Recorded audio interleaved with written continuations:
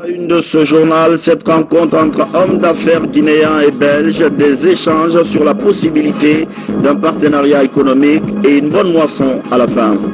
Campagne agricole 2015, héritage assuré au sein d'une famille Condé dans Kérouané, plus de 500 sacs de ripadis récoltés.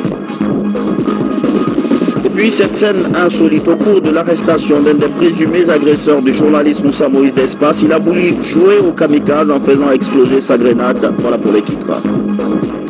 Madame, Monsieur, bonsoir. Bienvenue dans cette édition d'information qu'on ouvre avec le carnet d'audience du chef de l'État. Le président Alpha Condé s'est entretenu avec une délégation de la Basse-Guinée. Au menu de la rencontre, le développement à la base, mais aussi remercier le président de la République pour avoir parié sur les jeunes et les femmes dans ce nouveau gouvernement. Le point avec Ibrahima Keita. Elhadji Serouna Souma et Elhadji Bangali Kenenden Kaba sont venus remercier le président de la République, professeur Alpha Condé, au lendemain de la nomination des membres du gouvernement au compte de la deuxième mandature du chef de l'État.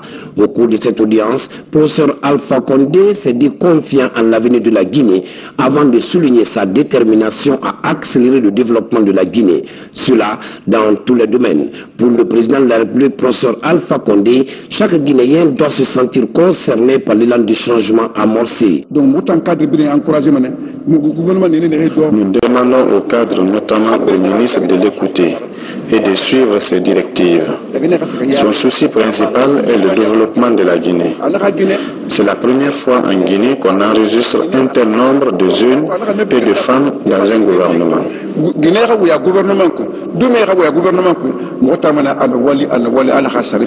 Pour Elhadji Serouna Souma, les actions posées en si peu de temps, malgré Ebola, sont des signes d'espoir. Pour lui, les ministres doivent maintenir le cap.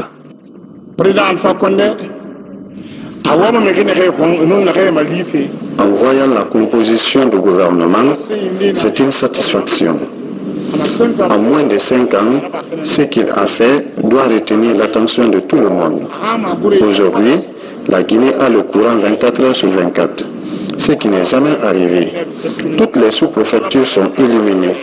Et en plus, on vient de poser la première pierre du barrage de Soapeti, ce qui va servir, en plus de la Guinée, d'autres pays.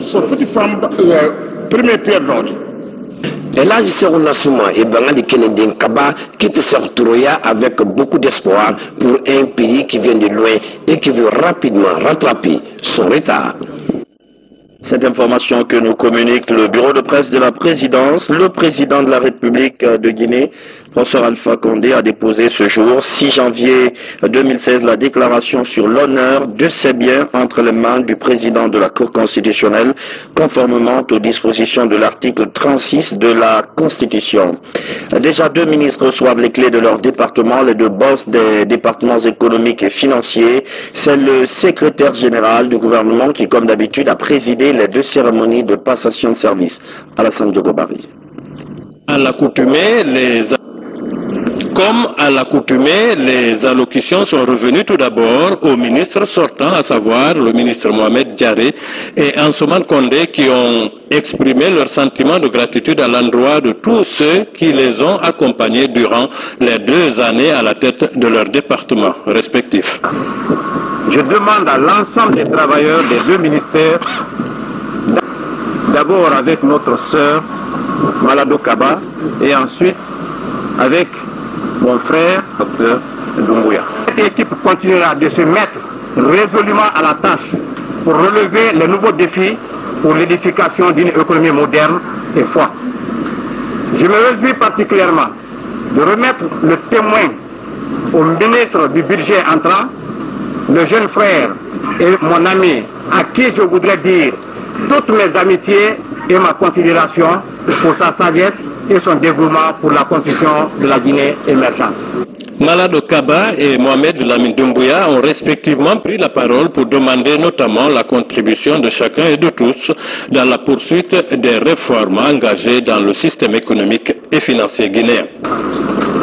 Le défi à relever est majeur au regard pour lesquels des résultats concrets sont attendus rapidement pour le bien de nos populations.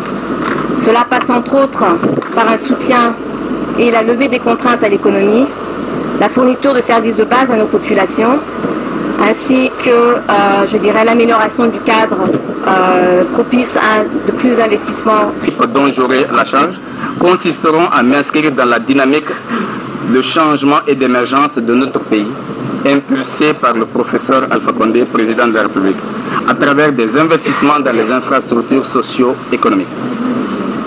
Pour financer ces projets, la mobilisation des ressources internes s'impose, donc comme un impératif à tous. Cette passation marque l'entrée en fonction d'une nouvelle génération de cadres déterminés à relever les défis des secteurs économiques et financiers, avec en ligne de mire la conclusion des prochaines revues du programme guinéen de facilité élargie de crédit conclu avec le FMI. On l'avait vu engagée sur plusieurs fronts depuis longtemps. C'était par exemple l'une des grandes actrices des accords politiques du 20 août 2015.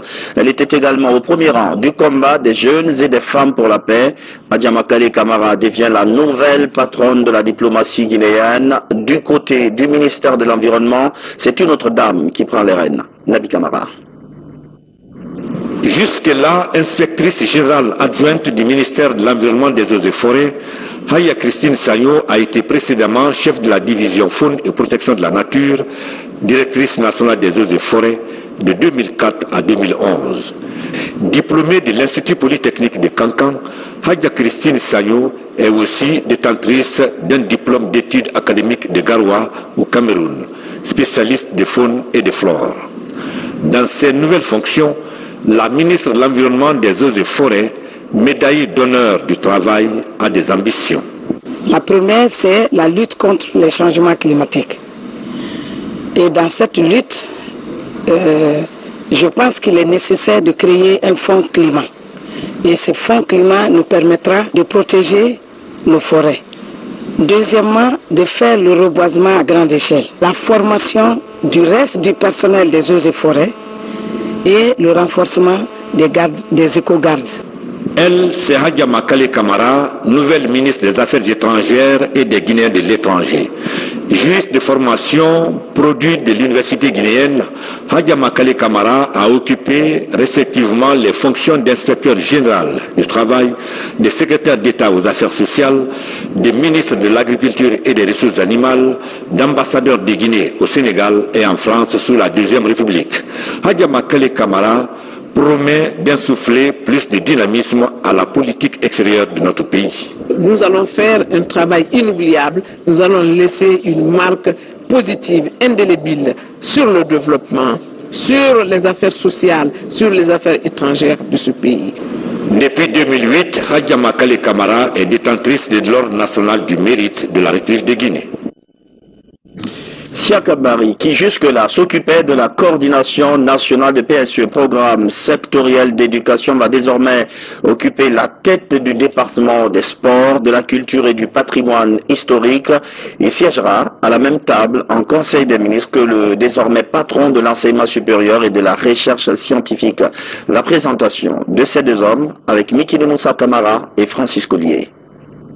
Le locataire du ministère de la Culture, des Sports et du Patrimoine historique est désormais Siaka Bari. Ce jeune cadre de 43 ans, père de 4 enfants, est un fruit du secteur éducatif.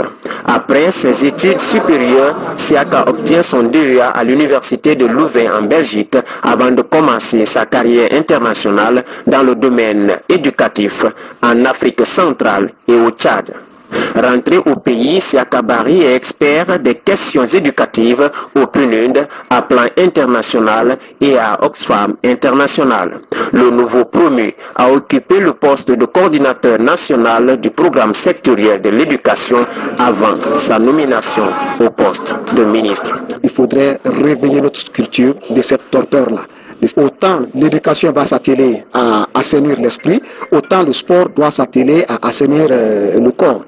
Au jour d'aujourd'hui, très malheureusement, faute d'infrastructures sportives, faute d'une bonne de l'application de la politique, parce que des politiques existent, de l'application d'une bonne politique sportive cohérente, faute surtout aussi de la bonne gestion du secteur sportif. Notre sport est en train de tomber aujourd'hui dans un déclin.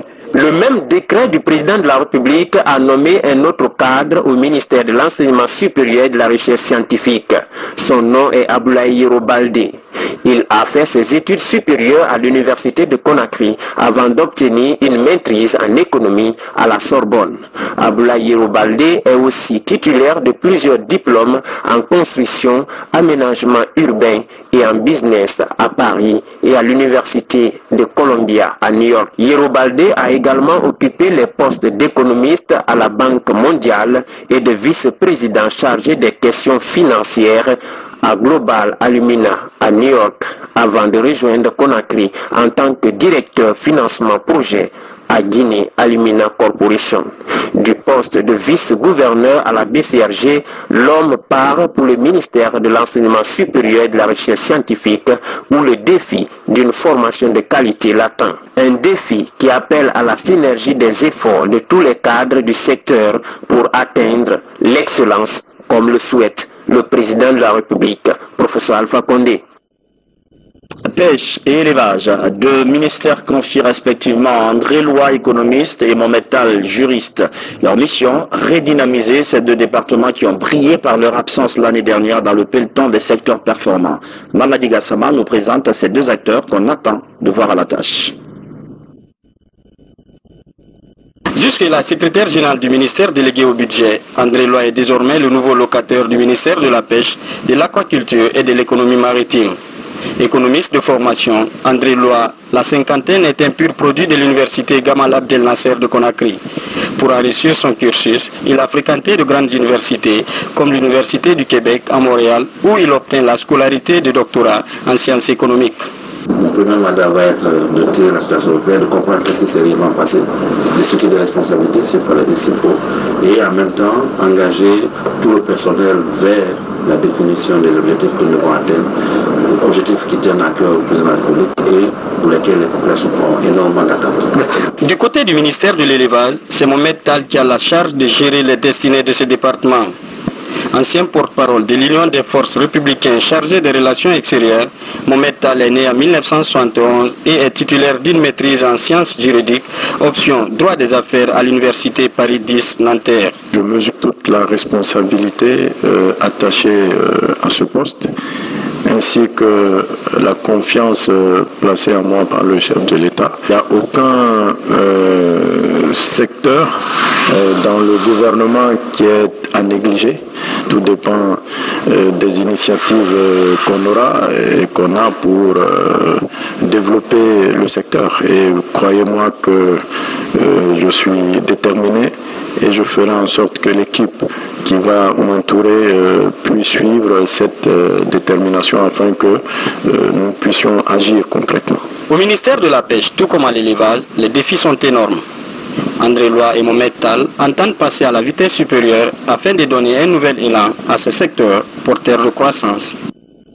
Business to business, une rencontre restreinte entre hommes d'affaires belges et guinéens. Les deux parties ont échangé sur des possibilités de partenariat économique. L'objectif, à terme, est d'améliorer le climat des affaires en Guinée. Algassimouba. Ces hommes d'affaires échangent avec le secteur privé guinéen. Une rencontre dite de business to business aux allures d'un partenariat économique gagnant-gagnant. Nous venons ici avec des investisseurs qui connaissent le pays depuis pas mal de temps, des nouveaux investisseurs qui peuvent aussi aider le pays dans sa voie de développement, et ainsi nous estimons aussi que nous pouvons donc véritablement soutenir les options du gouvernement et du président. L'agence de promotion des investissements privés est au cœur de cette action pilotée par le gouvernement guinéen. Nous allons travailler sur les bases de la coopération bilatérale dans le sens de la renforcer, de la structurer pour que le développement des relations d'affaires en termes de transactions économiques puisse connaître un envol. Ils sont venus prêts à financer l'ensemble des projets bancables qui ont été montés par les différentes sociétés guinéennes. Le secteur privé belge est un des plus dynamiques au monde. Cette politique de rapprochement entre les hommes d'affaires guinéens et belges ouvre la voie à une nouvelle offensive économique pour la Guinée.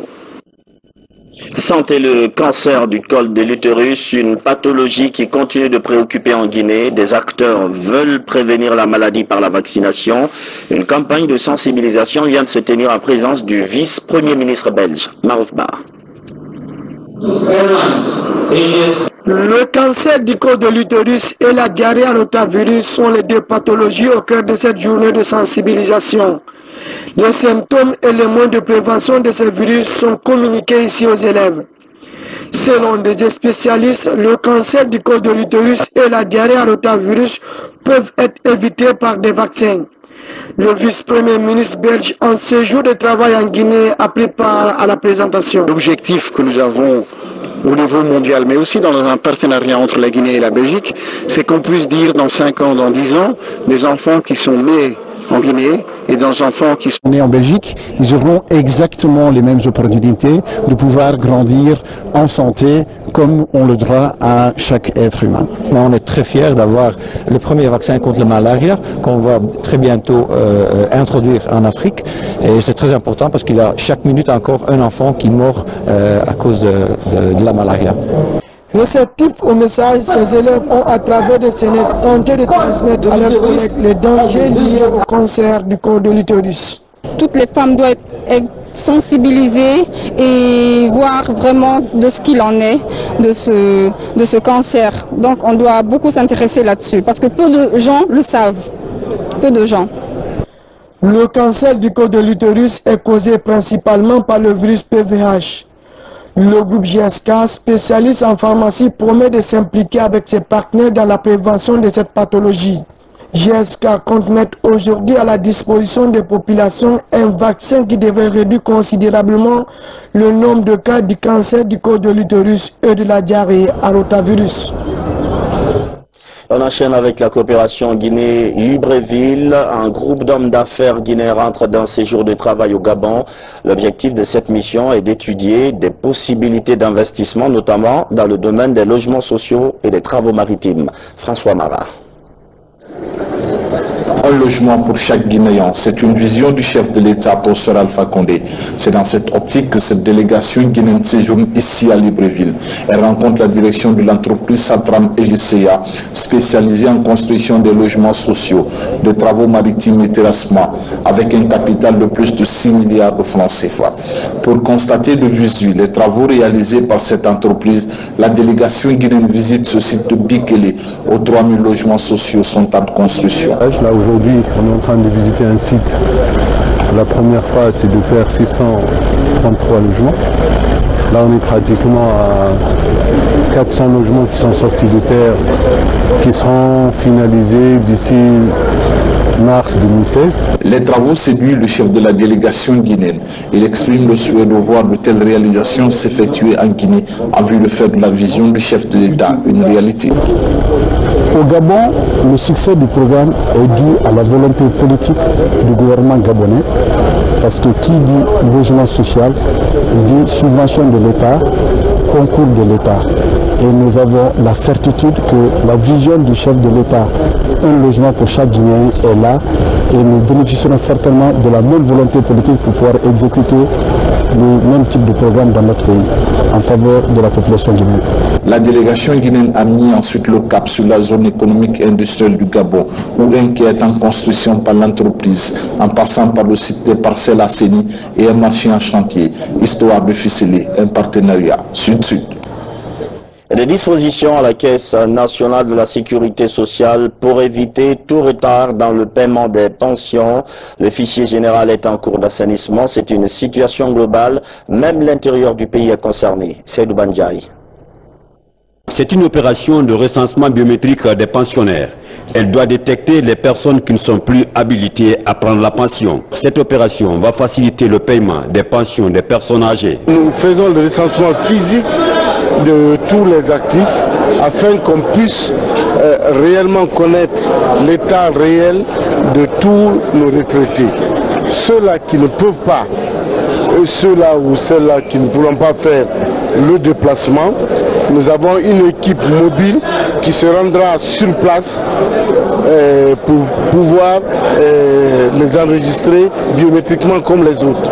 Les techniciens de la Caisse nationale de sécurité sociale sont désormais sur le terrain.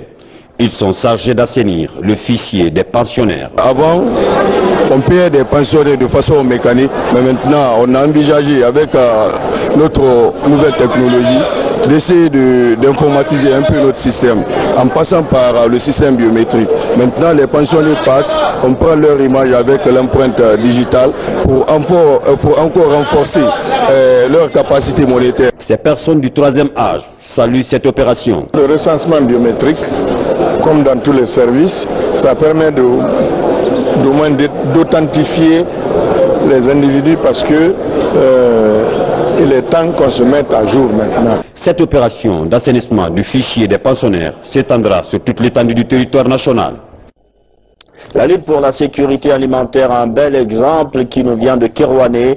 Une famille a réussi le pari de produire plus de 500 sacs d'Eripadi. Il faut dire que l'agriculture est avant tout une affaire d'héritage dans cette famille Condé. Il s'agit des fils de feu El Hadj Narumba Condé. Explication, Fodé Bangali Fofana. Depuis quelque temps, la moisson des champs de riz bat son plein dans les communautés villageoises. Cette plaine est à quelques kilomètres du village de Serekoroba, dans le district de Djalabanafadji, commune rurale de Banfele.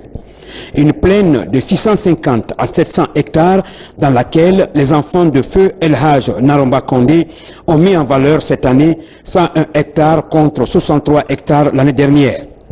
Quelques temps de promenade à travers le champ a permis aux visiteurs d'apprécier la réussite du riz. L'année passée, on a quitté, donc cette année, on a doublé ça. L'année là, on a fait 101 hectares. 101 hectares, et Dieu merci, ça a donné. Avec une ardeur renouvelée, la récolte a été lancée par les jeunes et les femmes du village. Malgré cette solidarité du village d'accueil, face à l'étendue du champ, l'intervention de la moissonneuse s'imposait. Au bout de quelques jours de moisson, plus de 500 sacs de riz paddy ont été stockés, fruit de plusieurs mois de labeur. Fin d'Ebola en Guinée. La préfecture de Beila fête la bonne nouvelle, mais les cadres exhortent à poursuivre la vigilance. Le lavage des mains continue d'être recommandé. Le centre de traitement qui avait guéri beaucoup de malades a aussi été visité. Mohamed Kourouma. Ces pas de danse et chants de joie des femmes de Beila marquent la célébration de la fin de l'épidémie à virus dans la localité. L'occasion a été mise à profit pour rendre hommage à ceux qui ont succombé à la maladie en général et particulièrement aux médecins. Armalameng. Aujourd'hui est un grand jour pour nous, un sentiment de satisfaction pour avoir pu, même dans l'adversité, que le peuple soit resté soudé pour vaincre cette épidémie, et un sentiment de fierté d'avoir atteint ce jour tant souhaité de la fin de l'épidémie de l'Ebola. C'est une bataille que nous avons gagnée contre cette épidémie. La guerre continue et doit continuer. Pourquoi? Parce que nous sommes dans une phase très importante, donc nous devons continuer à respecter les différentes mesures de prévention qui ont été déjà élaborées. Plus jamais d'Ebola en Guinée. C'est pourquoi les autorités et les partenaires ont initié l'implantation des centres de traitement épidémiologique dans le pays. À Beila, ce centre est réalisé par l'entreprise Cetra sur une superficie de 1800 mètres carrés et comprend 16 bâtiments de traitement et suivi des contacts. Ce travail, c'est une confiance et déjà on a respecté. Ce que je veux dire à la population de Beila, c'est de prendre ce centre comme un bijou pour l'entretenir. Cela va nous sauver. Ce bijou médical est réalisé pour faire face à n'importe quelle autre maladie épidémiologique en Guinée. Des prières et bénédictions des sages de la localité ont marqué le clou de la cérémonie de fin d'Ebola au cœur du Konya. La fin d'Ebola, un événement qui se célèbre et pour lequel on rend grâce à Dieu. Le secrétariat général des affaires religieuses invite les mosquées de Conakry à organiser des cérémonies de lecture du Saint-Coran vendredi, même invite adressé aux leaders religieux chrétiens, c'est-à-dire à des prières. Économie, éducation, des équipements pour 4 laboratoires de l'université Barack Obama, une initiative pour améliorer la qualité de l'enseignement technique. Les premiers bénéficiaires sont des étudiants de génie civil, géomine, génie électricité et télécom. Karim Kamara. À l'université Barack Obama, les encadreurs sont plus que jamais portés sur l'excellence. Pour un enseignement technique de qualité, un matériel de laboratoire est mis à la disposition de l'institut professionnel. Des outils de travail composés entre autres de stylos magnétiques de géologues, de concasseurs à mâchoire, de fours métallurgiques ou encore d'équipements de santé. C'est dans le cadre de la mise en place de la politique de changement prônée par le président de la République, Professeur Alpha Condé, que le fondateur de l'université Barack Obama a instruit le rectorat de créer des laboratoires pour accompagner les nouveaux étudiants dans le domaine de génie. Il est bien de faire de partenariat avec les universités américaines ou canadiennes pour aller faire les stages dans les labos. Et dans ce cas, je ne pourrais envoyer qu'une dizaine ou une douzaine d'étudiants. Mais en faisant venir leur matériel ici, ma motivation, je veux faire venir l'Europe en Afrique. Le matériel est destiné aux étudiants en génie civil, géomine, génie électricité et télécommunications. Pour le corps professoral de l'Institut, l'apprentissage a désormais comme maître mot théorie liée à la pratique. Mais aujourd'hui, un ingénieur sans qu'il passe à la pratique. Avec les équipements que nous avons aujourd'hui, on n'a rien à envier avec les autres. Et je vous dis et je vous le confirme, dans les conditions normales, un étudiant qui est formé en mine en Guinée, il doit être 10 000 fois plus compétent que celui qui est formé en France. Les mines qui se trouvent sur le territoire guinéen.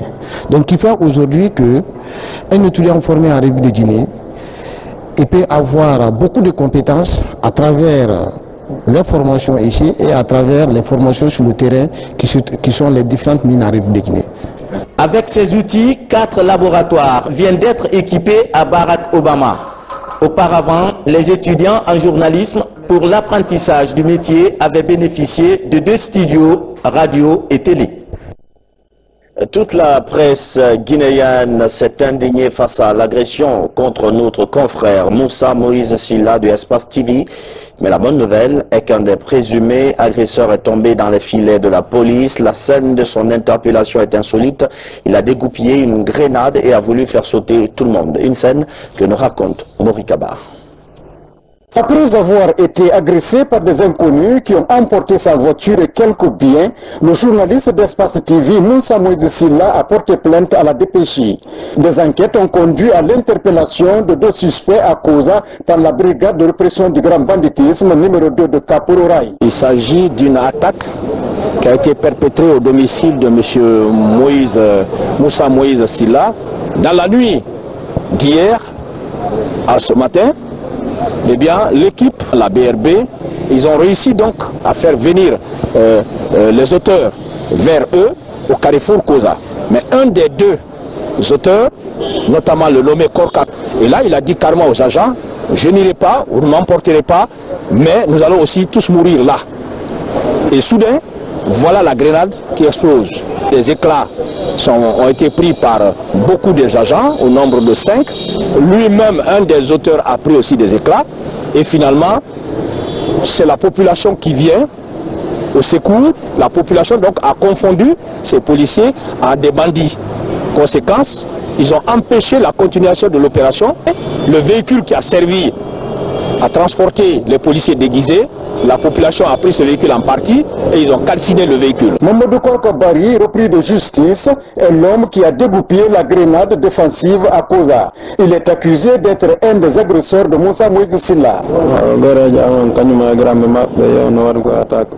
C'est mon grand et son ami qui ont braqué un véhicule. On nous a arrêtés à Koza. Il a dégoupillé la grenade avec l'appui des jeunes qui le connaissaient. Après, so grenade ande ko be jogi man non o feri ande ko feri don koza paile de no fona ande ma pro linde ma konde paile de motivi don be feri kaje après se ripendogi. Pour mieux assurer la sécurité de la population, elle doit travailler en synergie avec les agents de la sécurité. À mes concitoyens, c'est de leur dire de continuer à faire confiance à leur police et de leur dire que la police est en train de travailler pour eux.